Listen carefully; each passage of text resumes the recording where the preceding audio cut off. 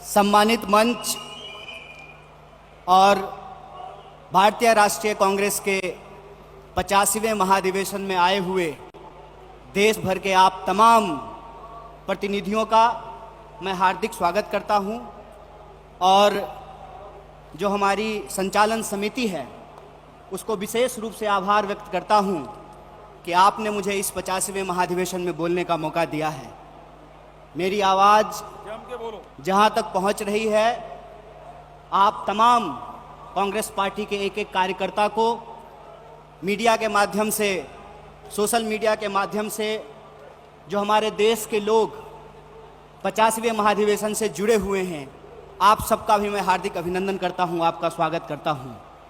दोस्तों, सबसे पहले मैं एक नौजवान होने के नाते भारतीय राष्ट्रीय कांग्रेस की जो मौजूदा स्टीयरिंग कमेटी है उसने जो संविधान में एक संशोधन किया है कि पार्टी प्रतिनिधित्व में हर एक स्तर पर 50 वर्ष से कम उम्र के व्यक्ति को 50% तक सीट जो आरक्षित किया गया है, मैं इस देश के नौजवानों के बिहाफ पर भारतीय राष्ट्रीय कांग्रेस को कोटि कोटि धन्यवाद करना चाहता हूं।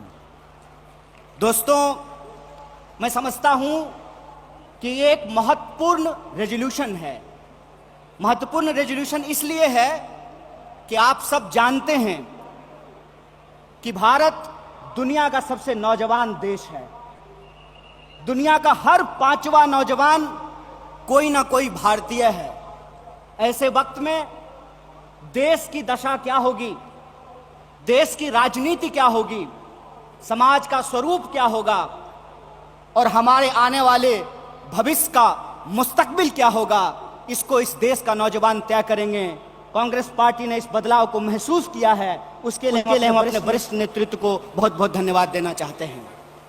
दोस्तों, आज जब रायपुर में देश की सबसे पुरानी पार्टी उसका 50वां महाधिवेशन हो रहा है, तो हमारे सामने कुछ महत्वपूर्ण सवाल हैं और उन्हीं महत्वपूर्ण सवालों पर चर्चा करने के लिए यह हमारा डिस्कशन हो रहा है, यह प्लेनरी सेशन हो रहा है।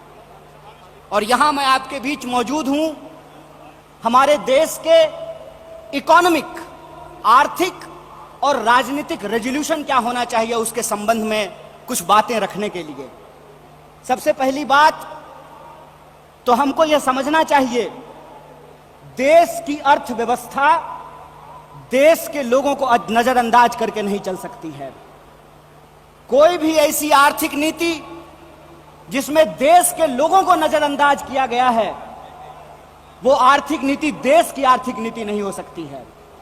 और आज हम जिस मोड़ पर खड़े हैं, हम देख रहे हैं कि नारा देश का लगाया जाता है, नाम देश का लिया जाता है और तिजोरियां दोस्त की भरी जाती है। ऐसी आर्थिक नीतियां आज इस देश के अंदर लाई जा रही है। मेरा एक सीधा सवाल है इस देश के हुक्मरानों से, कांग्रेस पार्टी का एक आम कार्यकर्ता होने के चलते, कि ऐसी कौन सी ऐसी नीति है कि देश गरीब हो रहा है। हमारा आर्थिक आंकड़ा हमको बताता है कि देश में सबसे ज्यादा बेरोजगारी है आज के वक्त में। कोई ऐसा सेक्टर नहीं है जहां बेरोजगारी सर चढ़ करके बोल नहीं रही है। आप तमाम सर्वे उठा करके देख लीजिए, लगातार अमीर और गरीब की खाई बढ़ती जा रही है। इस देश के संसाधनों पर मुट्ठी भर लोगों का कब्जा होता जा रहा है। वैसी परिस्थिति में जो देश की संकल्पना है, जिसको महात्मा गांधी ने देखा है, जिसको मौलाना अबुल कलाम आजाद ने देखा है, जिसको सुभाष चंद्र बोस ने देखा है, जिसको श्रीमती इंदिरा गांधी ने देखा, जिसको स्वर्गीय राजीव गांधी ने देखा, जिसको इस देश की संविधान ने इस रूप में वर्णित किया है कि देश देश के लोगों से बनता है। जब देश देश के लोगों से बनता है तो आप मुझे बताइए कि देश कैसे गरीब हो रहा है और देश के 2-4 पूंजीपति कैसे अमीर हो रहे हैं। यह कौन सी ऐसी जादू की छड़ी है जो मौजूदा सरकार चला रही है।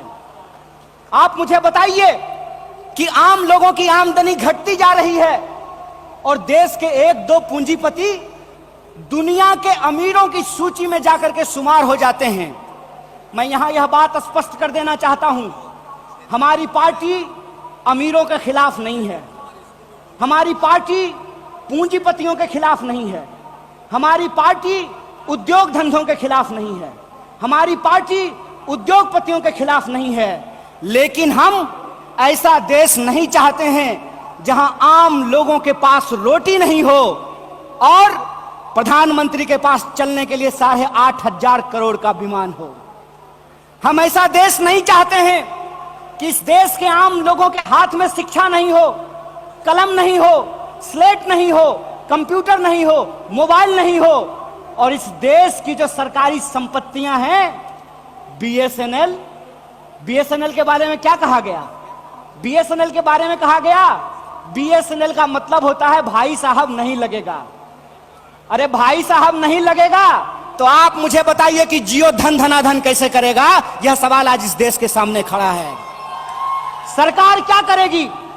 यह सवाल मैं पूछना चाहता हूं इस देश के नीति निर्माताओं से कि अगर एयर इंडिया नहीं होगा, जब देश में नहीं होगा एयर इंडिया, तो आप बताइए क्या करेंगे ज्योतिरादित्य सिंधिया?